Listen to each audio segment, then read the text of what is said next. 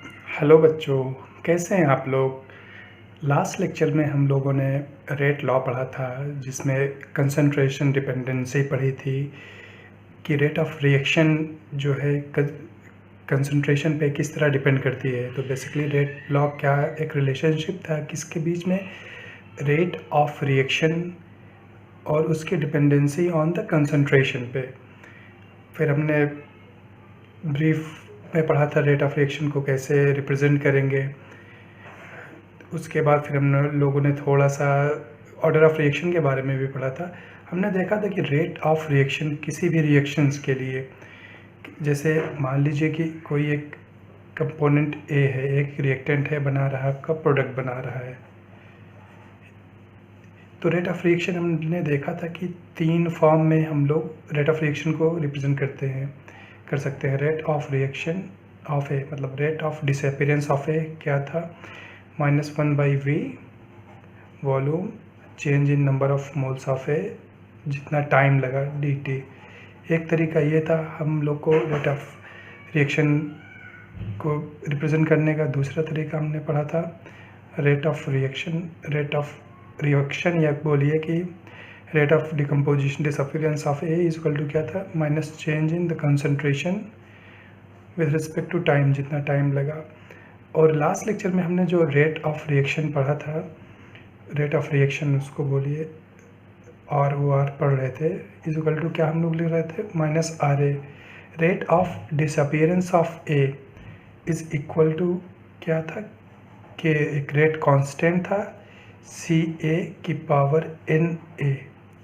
यहाँ तक हम लोगों ने पढ़ा हुआ था कि रेट ऑफ रिएक्शन को इस तरह भी रिप्रेजेंट कर सकते हैं, वो जहाँ पे CA क्या है, कंसंट्रेशन है, और NA क्या थी, ये थी order with respect to A component. जो एक कंपोनेंट है उसके रिस्पेक्ट में ऑर्डर, अगर सिर्फ एक ही कंपोनेंट है तो जो ओवरऑल रिएक्शन का ऑर्डर होगा वो जो इसका ऑर्डर है, जो इसकी पावर है, वही रिएक्शन का ऑर्डर हो जाएगा। लेकिन अगर एक से ज़्यादा कंपोनेंट होते, अगर एक से ज़्यादा कंपोनेंट रिएक्शन में पार्टिसिपेट कर रहे हैं, जैसे यहाँ पे है स्मॉल ए है stoichiometric coefficient of reactant A, और बी है एक कंपोनेंट ऑफ स्मॉल बी है कोफिशिएंट कैपिटल बी का। तो केमिकल रिएक्शंस होती कैसे हैं, केमिकल रिएक्शन में जो ये रिएक्टेंट हैं वो कोलाइड करते हैं, आपस में कोलाइड करते हैं, तो रेट ऑफ रिएक्शन होती है। और कोलाइड में ये भी ज़रूरी है कि प्रॉपर ओरिएंटेशन हो कोलिजन का, और उसके साथ ये इम्पॉर्टेंट है कि उनके पास सफिशिएंट एक्टिवेशन एनर्जी है, तभी जो है रिएक्शंस होती हैं। अगर सफिशिएंट एक्टिवेशन एनर्जी नहीं है तो रिएक्शन नहीं होगी। तो रेट ऑफ रिएक्शन किस पे डिपेंड करता है, नंबर ऑफ कोलिजन पे डिपेंड करता है। जितना ज़्यादा कोलिजन होता है रेट ऑफ रिएक्शन उतना ज़्यादा होता है। ये डिपेंडेंसी हमने पढ़ा था कि फैक्टर्स कौन कौन से हैं जो अफेक्ट करते हैं रेट ऑफ रिएक्शन को। तो रेट ऑफ रिएक्शन कोलिजन पे डिपेंड करता है। कोलिजन किस पे डिपेंड करती है, कंसंट्रेशन पे। जितनी ज़्यादा कंसंट्रेशन होगी कोलिजन के चांसेस उतने ज़्यादा हैं, नॉट नेसेसरी कि रिएक्शन रेट उतने ज़्यादा ही होगी, लेकिन चांसेस ज़्यादा हैं। तो रेट ऑफ रिएक्शन, जैसे ये रिएक्शन हो रही है यहाँ पे, तो हम इसको रेट ऑफ रिएक्शन कैसे लिख सकते हैं।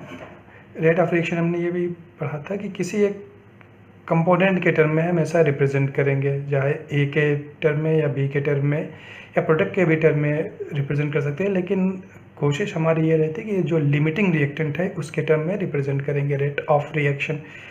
तो rate of reaction -RA, rate of reaction is equal to rate of disappearance of A is equal to, एक तो हम लोग का तरीका ये था ΔCA over ΔT, change in concentration of A with respect to time.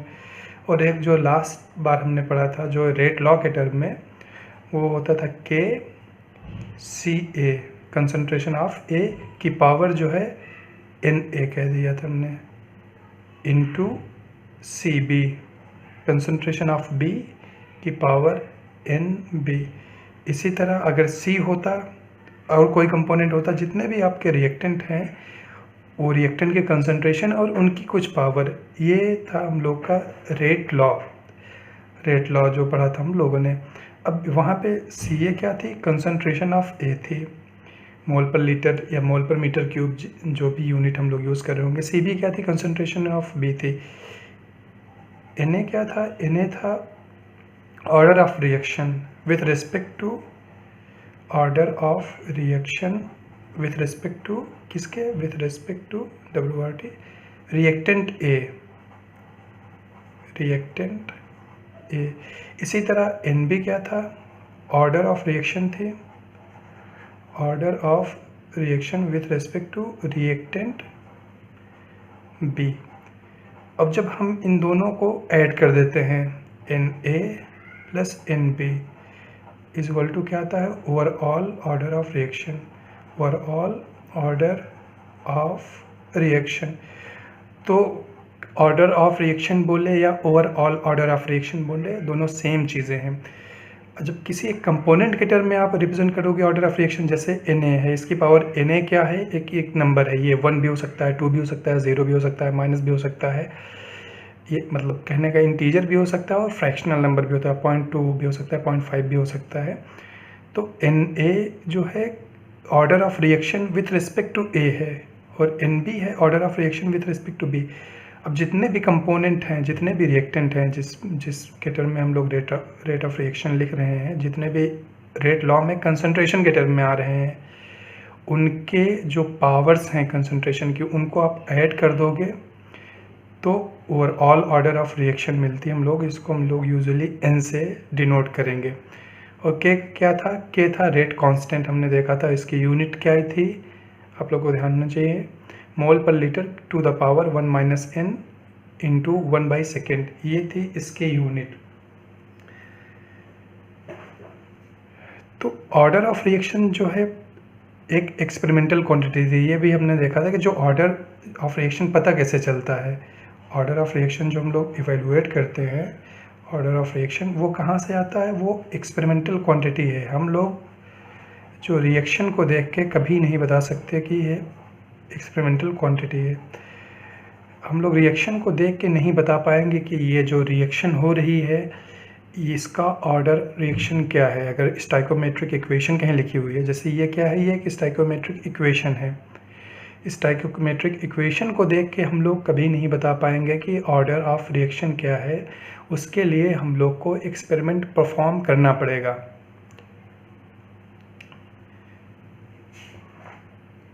और जो ऑर्डर ऑफ रिएक्शन होगी, अगर किसी एक सवाल, किसी क्वेश्चन में इस तरह की इक्वेशन दी जाए, उसके बाद अगर आपको रेट लॉ दे दिया जाए, सिर्फ स्टाइकोमेट्रिक इक्वेशन दे दे कोई, तो हम लोग कभी नहीं बता पाएंगे कि इसके रेट ऑर्डर ऑफ रिएक्शन क्या है। लेकिन अगर उसके साथ वो हम लोग को ये रेट लॉ दे दे कि रेट को डिफाइन कर दे किसी तरह, जैसे मान लीजिए कि एक रिएक्शन है A plus B gives to product दे रहा है और उसको ये डिफाइन कर रहे हैं इस तरह रेट लॉ को, -RA एक कंपोनेंट A के टर्म में भी लिख सकते हैं, B के टर्म में भी, ये हमने देखा है।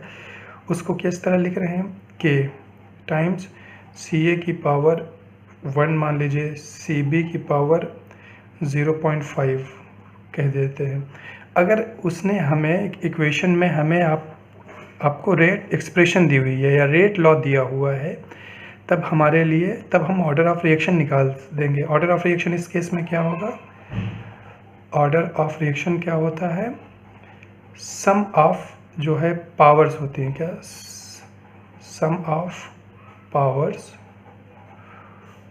किसकी पावर्स की, जो कंसंट्रेशन टर्म्स हैं, of concentration terms in rate equation, in rate law, rate equation, rate law में जो आपके कंसंट्रेशन के टर्म्स हैं उनकी जो पावर है, तो कंसंट्रेशन ए की कंसंट्रेशन CA है, उसकी पावर क्या है, 1 है। B की कंसंट्रेशन CB हुई, उसकी पावर क्या है, 0.5। तो rate of order of reaction कितना हो गया, 1.5। अगर हमें सिर्फ स्टाइकोमेट्रिक कोफिशिएंट दे दे तब हम लोग नहीं बता सकते। जैसे ये रिएक्शन दे दे, बोले कि A रिएक्ट कर रहा है B से और प्रोडक्ट फॉर्म हो रहा है, तो आप इसका ऑर्डर ऑफ रिएक्शन बताइए, तो सिर्फ देख के हम लोग ऑर्डर ऑफ रिएक्शन नहीं बता पाएंगे। एक्सपेरिमेंट परफॉर्म करेगा कोई, वो डिपेंडेंसी बताएगा कि ए पे किस तरह order of rate of reaction depend कर रहा है और बी की कंसंट्रेशन पे किस तरह रेट ऑफ रिएक्शन डिपेंड कर रहा है। जब हमें दोनों की डिपेंडेंसी मालूम हो जाएगी कि किन रिएक्टेंट की कंसंट्रेशन पे किस तरह डिपेंड कर रहा है, तब हम लोग ईजिली उनको रेट एक्सप्रेशन के टर्म में लिख लेंगे। अब रेट एक्सप्रेशन अगर इस तरह हमारा आया तो इसका मतलब हुआ कि कंसंट्रेशन जो है ए पे डायरेक्टली प्रोपोर्शनल है, तो पावर 1 लग गई, और इसका क्या होगा, अंडर रूट है स्क्वायर की पावर 1/2 है प्रोपोर्शनल। ये एक्सपेरिमेंट से हमें पता चला गया। लेकिन अगर रेट एक्सप्रेशन में इस तरह लिखा हुआ है तो हम लोग से ऑर्डर पूछो तो हम लोग सीधे उनको सिंपली ऐड कर देंगे। 1 को ऐड करेंगे हम लोग 0.5 में और हमारा आ जाएगा ऑर्डर ऑफ रिएक्शन 1.5। इसी तरह किसी भी एक्सप्रेशन में अगर हम लोग को ऑर्डर ऑफ रेट एक्सप्रेशन दे दे तो हम लोग ऑर्डर ऑफ रिएक्शन निकाल सकते हैं। अगर रेट एक्सप्रेशन नहीं दिया हुआ है तो फिर ऑर्डर ऑफ रिएक्शन जो है ना हम लोग नहीं निकाल पाएंगे, हमें एक्सपेरिमेंट परफॉर्म करना पड़ेगा।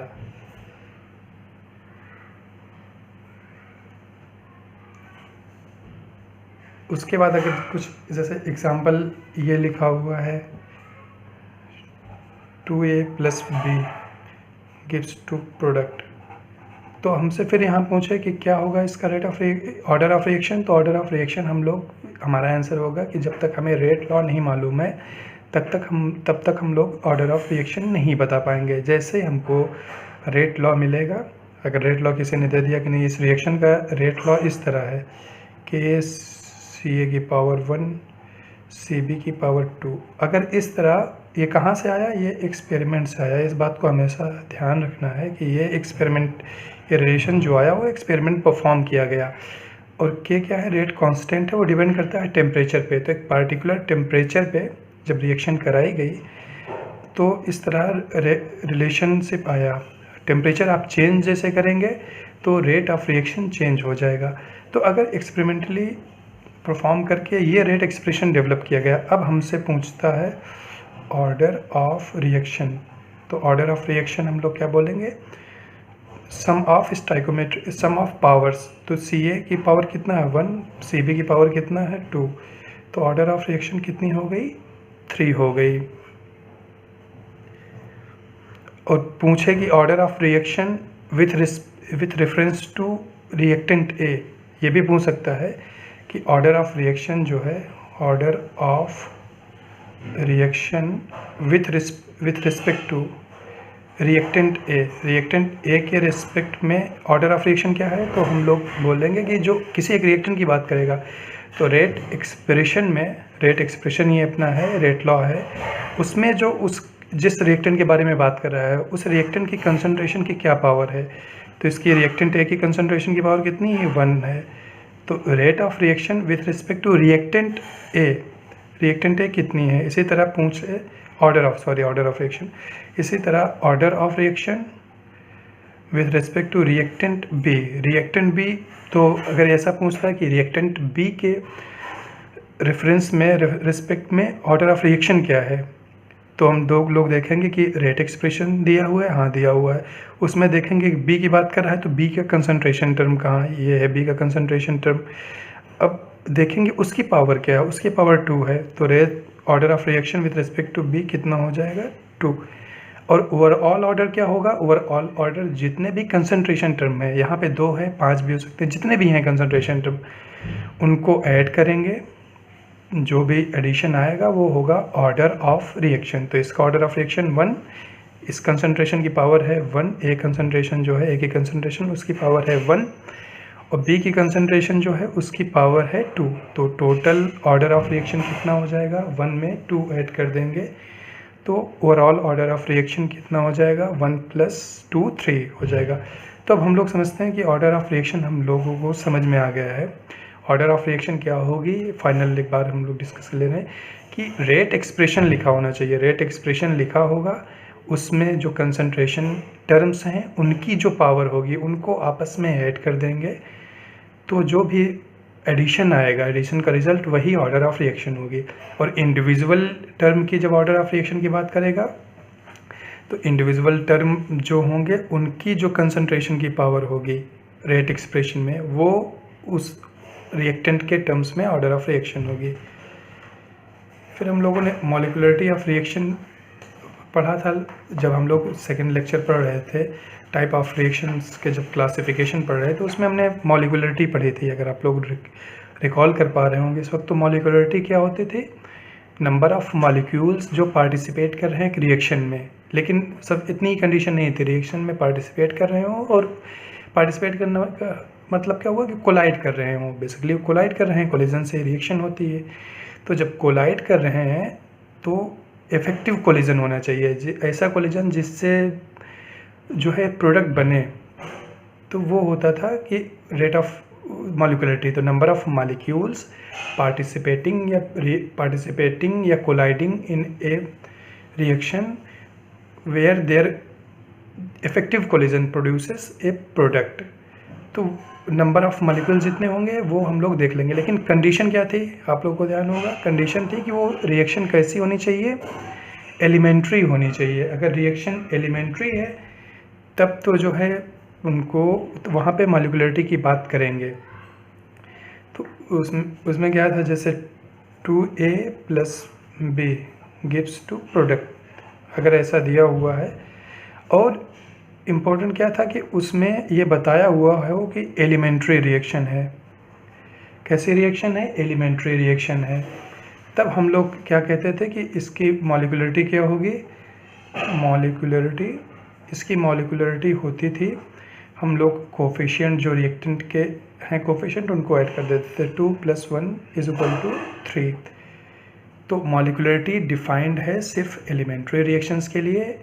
और किस तरह डिफाइंड है? Number of molecules taking part in a chemical reaction, ये इस तरह कह दीजिए, या number of molecules colliding, number of molecules या एटम्स भी हो सकता है, colliding with each other effectively to give a product. तो इफेक्टिव कोलिजन होने चाहिए और फिर प्रोडक्ट बनना चाहिए। तो जितने मॉलिक्यूल्स कोलाइड कर रहे होंगे उनको ऐड कर देंगे, तो वही हो जाएगी मॉलिक्यूलरिटी। तो मॉलिक्यूलरिटी को रिप्रेजेंट किस तरह कर सकते हैं?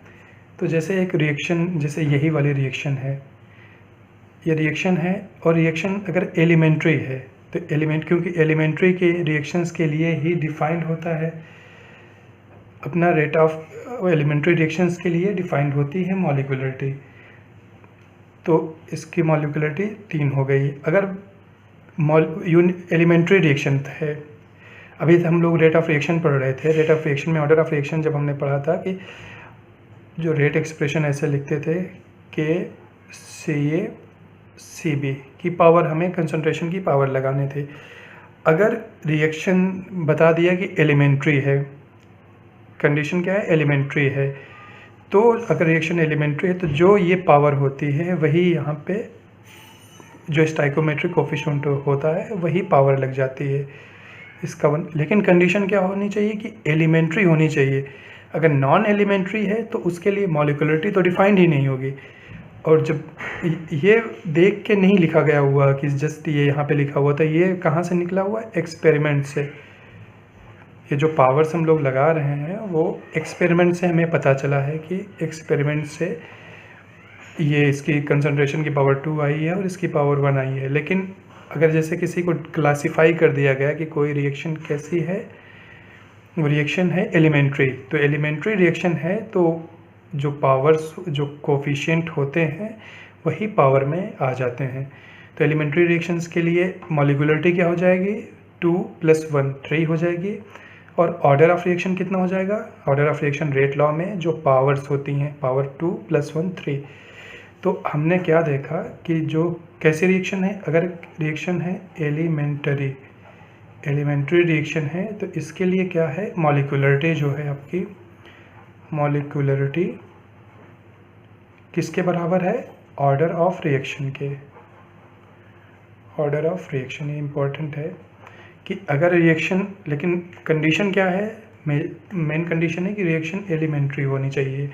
और एलिमेंट्री रिएक्शंस कौन थी? एलिमेंट्री रिएक्शन वो थी जो सिर्फ एक स्टेप में कंप्लीट हो रही थी। मतलब रिएक्टेंट अगर हैं तो वो आपस में सिर्फ रिएक्शन कर रहे थे और सीधे सीधे प्रोडक्ट बना रहे थे, कोई इंटरमीडिएट नहीं बन रहा था। अगर इंटरमीडिएट बन रहा था तो वो रिएक्शन एलिमेंट्री रिएक्शन नहीं थी, वो नॉन एलिमेंट्री रिएक्शन थी। तो एलिमेंट्री रिएक्शंस के लिए मॉलिक्यूलरिटी डिफाइंड है, और एलिमेंट्री रिएक्शन जब होती हैं तो उसमें जो पावर्स कंसंट्रेशन की रेट एक्सप्रेशन में लगती हैं, जो उनके कोफिशिएंट हैं वही पावर लग जाते हैं। तो एलिमेंट्री रिएक्शन के लिए मॉलिक्यूलरिटी और ऑर्डर ऑफ रिएक्शन जो है सेम होते हैं। जिससे एक एग्जांपल और देख लें हम लोग कि जैसे एक रिएक्शन लिखी हुई है 2A से मान लीजिए कि 2P बन रहा है, एक प्रोडक्ट है, रिएक्शन रेट कांस्टेंट K है, यहाँ पे भी रेट कांस्टेंट K था। अब इसको अगर हमने बता दिया कि ये रिएक्शन क्या है, एलिमेंट्री है। एलिमेंट्री कहाँ से पता चला, वो हमें एलिमेंट्री है, वो रिएक्शन वो हमें कहाँ से पता चला, वो हमें एक्सपेरिमेंट करके पता चला। एलिमेंट्री है तो एलिमेंट्री रिएक्शंस के लिए हम लोग क्या डिफाइन करते हैं, मॉलिक्यूलरिटी। तो इसके लिए मॉलिक्यूलरिटी क्या हो जाएगी, हम देखेंगे रिएक्टेंट कौन सा है, रिएक्टेंट सिर्फ एक है और उसका कोफिशिएंट क्या है, 2 है। तो मॉलिक्यूलरिटी कितनी हो जाएगी, मॉलिक्यूलरिटी 2 हो जाएगी। और इसका रेट एक्सप्रेशन कैसे लिखेंगे, -RA = KCA। अब पावर इसके क्या लगाएंगे, एलिमेंट्री रिएक्शन है तो जो इसका कोफिशिएंट होता है वही पावर में लगा देते हैं। लेकिन आपको प्रोवाइड किया जाएगा, बताया जाए कि ये रिएक्शन एलिमेंट्री है, तभी ऐसा कर सकते हैं। अगर एलिमेंट्री रिएक्शन नहीं बताएगा तो आप पावर ये नहीं लगा पाएंगे। तो मॉलिक्यूलरिटी और रेट ऑफ रिएक्शन दोनों के लिए सेम हो गया। और इसका ऑर्डर ऑफ रिएक्शन कितना हो गया, 2 हो गया। अब कभी कभी इसी एक्सप्रेशन को देखिए, जैसे कोई बैलेंस करने के लिए क्या कर दे, तो जस्ट A से सिर्फ प्रोडक्ट अगर ऐसा शो कर दिया जाए कहीं पे, तो रेट ऑफ रिएक्शन क्या हो जाएगा, इसका रेट ऑफ रिएक्शन हम लोग अगर हमें प्रोवाइड किया जाए कि एलिमेंट्री रिएक्शन है तो रेट ऑफ रिएक्शन RA = क्या हो जाएगा, KCA। लेकिन अगर ये प्रोवाइड किया हुआ है एलिमेंट्री रिएक्शन है,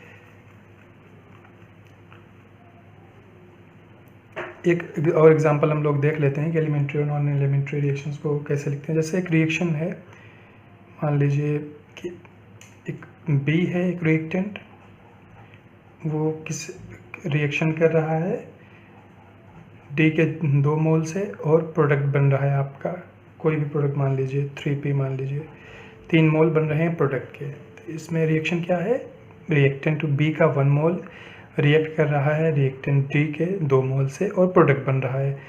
तो अब हम लोग को रेट ऑफ रिएक्शन इसके लिए डिफ़ाइन करना है, रेट ऑफ रिएक्शन डिफ़ाइन करना है। और अगर हमें प्रोवाइड किया गया कि ये एलिमेंट्री रिएक्शन है, एलिमेंट्री रिएक्शन है, तो अब रेट ऑफ रिएक्शन हम लोग डिफ़ाइन किस में कर सकते हैं, तीनों रिएक्टेंट B के टर्म में भी डिफ़ाइन कर सकते हैं, रिएक्टेंट D के टर्म में भी डिफ़ाइन कर सकते हैं, और रिएक्टेंट और प्रोडक्ट के भी टर्म में डिफ़ाइन कर सकते हैं। इसमें चेंजेस कहाँ आते हैं, चेंजेस आएंगे सिर्फ आपके, जैसे rate of decomposition of B लिखेंगे हम लोग, तो क्या लिखेंगे, रेट कांस्टेंट B के लिए क्या है, KB, और फिर हम लिखते हैं कंसंट्रेशन टर्म्स CB। लेकिन कंसंट्रेशन जो टर्म यूजुअली जो है रिएक्टेंट का ही आता है, इसमें प्रोडक्ट के कंसंट्रेशन टर्म नहीं आते हैं, रिएक्टेंट का आएगा या फिर कैटलिस्ट का आएगा। अगर कैटलिस्ट अगर प्रेजेंट में है तो किसी भी केस में कैटलिस्ट का आ सकता है। तो B की कोफिशिएंट कितना है, क्योंकि एलिमेंट्री रिएक्शन है तो हम लोग लिख देंगे CB। उसी तरह concentration of D, elementary reaction है तो पावर इसकी कितनी आ जाएगी, 2। अब इसी तरह हम रेट ऑफ रिएक्शन हम किसके टर्म में डिफ़ाइन करना चाहें, D के, क्योंकि हम डिफ़ाइन कर सकते हैं रेट ऑफ रिएक्शन। RD = क्या हो जाएगा, अब कोफिशिएंट जो है रेट कांस्टेंट जिस रिएक्शन के टर्म में लिख रहे हैं उसके लिए डिफाइंड होता है KD। कंसंट्रेशन के टर्म सेम आएंगे, CB की पावर क्या आ जाएगी, 1, CD की पावर 2 आ जाएगी। अब हम लोगों ने ये भी पढ़ा है कि हम लोग कंसंट्रेशन और प्रोडक्ट के टर्म में भी रेट ऑफ रिएक्शन डिफाइन कर सकते हैं। तो RP जो होगा रेट ऑफ, यहाँ पे प्रोडक्ट फॉर्म हो रहा है, डिसोशिएट जहाँ पे होता है कोई चीज़ डिकम्पोज हो रहा होगा, डिसअपियर हो रहा होगा, डिसअपियर हो रहा होगा, मतलब ख़त्म हो रहा होगा, तो वहाँ पे हम लोग माइनस साइन लगाते हैं। यहाँ प्रोडक्ट फॉर्म हो रहा है तो प्लस लगाएंगे या साइन नहीं लगाएंगे। इज इक्वल टू क्या होगा, इस बार प्रोडक्ट के टर्म में हम लोग कर रहे हैं तो के पी, जो भी जिसके टर्म में डिफाइन कर रहे हो रेट कांस्टेंट उसी के टर्म का आता है सी बी। लेकिन जो कंसंट्रेशन की टर्म्स आती हैं वो सिर्फ रिएक्टेंट की आती हैं, सी बी की पावर 1 सी डी की पावर 2।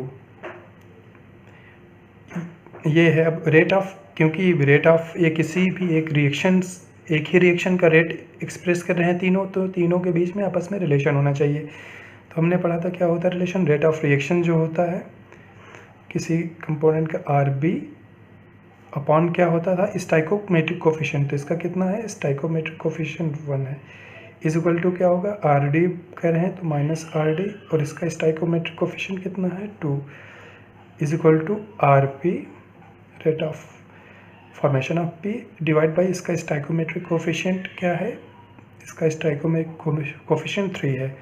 अब अगर यहाँ से जो ऊपर दी हुई इक्वेशंस हैं वहाँ से इनको सब्स्टिट्यूट करें तो क्या आएगा के बी सी डी का square divide by 1 is equal to K D C D की power 2 divide by 2 is equal to K P C B C D की पावर 2 डिवाइड बाई 3। देखिए सी बी सी डी तीनों में common है तो उनको हम एलिमिनेट कर सकते हैं, तो हमारा रिएक्शन क्या आएगा K B to the power K B divide by 1 is equal to K D divide by 2 is equal to K P divide by 3। तो अगर रेट ऑफ रिएक्शन में क्या रिलेशन होता है, rate of reaction divide by उनका stoichiometric coefficient, और इसी तरह जो रेट कांस्टेंट में रिलेशन होगा वो उसमें रेट कांस्टेंट में क्या होगा रेट कांस्टेंट हर एक कंपोनेंट का और डिवाइड बाई जो आपके हैं यहाँ पे स्टाइकोमेट्रिक कोफिशिएंट ऑफ रिएक्टेंट। अब हम लोग थोड़ा सा डिफरेंस डिस्कस कर लेते हैं कि क्या डिफरेंस है रेट ये elementary reaction difference between molecularity of order and order of reaction. तो हम लोगों ने पढ़ा कि मॉलिक्यूलरिटी जो है, एक तरफ मॉलिक्यूलरिटी लिख लें, ये है मॉलिक्यूलरिटी दूसरी तरफ है ऑर्डर ऑफ रिएक्शन। तो पहली बात तो सबसे पहले हमने देखा कि डिफाइन किसके लिए है, तो मॉलिक्यूलरिटी सिर्फ डिफाइन किसके लिए होती है, मॉलिक्यूलरिटी डिफाइंड होती है एलिमेंट्री रिएक्शंस के लिए। एलिमेंट्री रिएक्शन ये किसके लिए डिफाइंड होती है, ऑल टाइप ऑफ रिएक्शन के लिए, एलिमेंट्री हो नॉन एलिमेंट्री हो, ऑल टाइप ऑफ रिएक्शन। अब उसके बाद हमने देखा था कि ये जो मॉलिक्यूलरिटी होती क्या है, मॉलिक्यूलरिटी आपका होती है सम होती है, किसका सम होती है, जो पावर्स जो कोफिशिएंट हैं उनका, जो मॉलिक्यूल्स हैं मॉलिक्यूल के जो कोफिशिएंट हैं तो वो उनका जो सम करते हैं रिएक्टेंट के, तो इसकी वैल्यू क्या होती है sum of coefficient stoichiometric coefficient बोल देते, sum of stoichiometric coefficient of what of reactant. और ये ऑर्डर ऑफ रिएक्शन क्या होती थी, ऑर्डर ऑफ रिएक्शन होती थी सम ऑफ पावर्स ऑफ, ये क्या होती थी sum of powers of concentration terms, जो कंसंट्रेशन टर्म होती थी उनकी जो पावर लगी होती थी उनको ऐड कर देते थे sum of powers of concentration terms. और कहाँ पे हैं, इन रेट लॉ जो है अपना, उसमें जो रेट लॉ हमने लिखा हुआ है उसमें जो कंसंट्रेशन की पावर्स हैं उनको जब हम लोग ऐड करते हैं तो हमको मिलता है ऑर्डर ऑफ रिएक्शन। तो ऑर्डर ऑफ रिएक्शन, अगर रिएक्शन एलिमेंट्री है तो मॉलिक्यूलरिटी और ऑर्डर ऑफ रिएक्शन दोनों सेम होंगे, लेकिन अगर एलिमेंट्री नहीं है तो क्या होगा, उसमें एलिमेंट्री रिएक्शन नहीं है तो मॉलिक्यूलरिटी डिफाइन ही नहीं होती और ऑर्डर ऑफ रिएक्शन जो है ना डिफरेंट होती है। और तीसरी चीज़ क्या है कि ये एक थ्योरेटिकल कॉन्सेप्ट है, इसमें आपको जस्ट बता दिया जाए मॉलिक्यूलरिटी ये है, उसमें एक्सपेरिमेंट करने की आपको नीड नहीं है। लेकिन जो ये ऑर्डर ऑफ रिएक्शन आता है वो एक्सपेरिमेंटल वैल्यू होती है, आप जस्ट रिएक्शन को देख के नहीं बता सकते हैं, आपको एक्सपेरिमेंट परफॉर्म करना पड़ेगा। अब वैल्यूज़ क्या आती हैं इसमें, जो मॉलिक्युलरिटी क्या हो सकती है, मॉलिक्युलरिटी होगी 1 होगी, 2 होगी, 3 हो सकती है। 1 2 3 कहना का मतलब क्या, कोई इंटीजर क्वांटिटी होगी, पॉजिटिव होगी, पॉजिटिव इंटीजर होगी। नेगेटिव तो हो नहीं सकती मॉलिक्युलरिटी, क्योंकि मॉलिक्यूल से ही कोलिजन के लिए। तो आपकी जो मॉलिक्युलरिटी है वो एक इंटीजर है, पॉजिटिव इंटीजर है। 1 हो सकती है, 2 हो सकती है, 3 हो सकती है। 3 से ज़्यादा मॉलिक्युलरिटी नहीं देखी जाती है। और ऑर्डर ऑफ रिएक्शन क्या होगी, ऑर्डर ऑफ रिएक्शन आपकी पॉजिटिव भी हो सकती है, नेगेटिव भी हो सकती है, ज़ीरो भी हो सकती है। तो पॉजिटिव इंटीजर हो सकती है, नेगेटिव इंटीजर हो सकती है, और क्या हो सकती है, ज़ीरो भी हो सकती है, और ये फ्रैक्शनल वैल्यू भी हो सकती है। तो पॉजिटिव होएगी, नेगेटिव भी हो सकती है ऑर्डर ऑफ रिएक्शन।